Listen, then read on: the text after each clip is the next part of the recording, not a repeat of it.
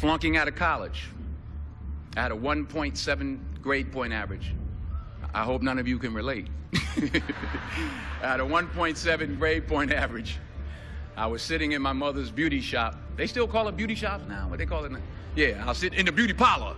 I was sitting in my mother's beauty parlor, and I'm looking in the mirror, and I see behind me this woman under the dryer. And every time she looked up, every time I looked up, she was looking at me, just looking me in the eye.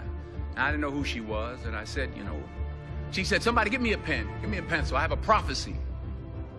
March 27, 1975, she said, boy, you are going to travel the world and speak to millions of people. Now, mind you, I was flunked out of college. I'm thinking about joining the army. I didn't know what I was going to do, and she's telling me I'm going to travel the world and speak to millions of people.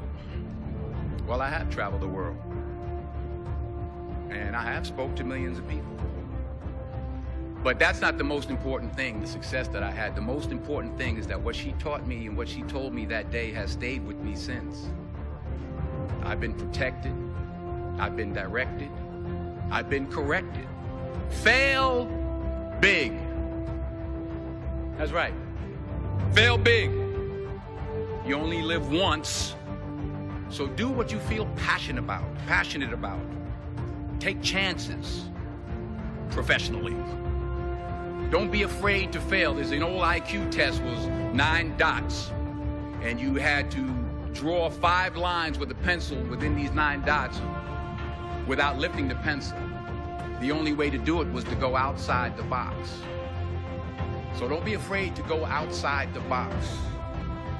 Don't be afraid to think outside the box. Don't be afraid to fail big, to dream big. But remember, dreams without goals are just dreams, and they ultimately fuel disappointment.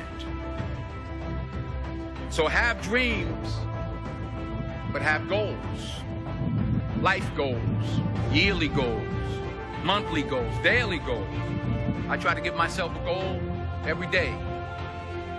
And understand that to achieve these goals, you must apply discipline and consistency.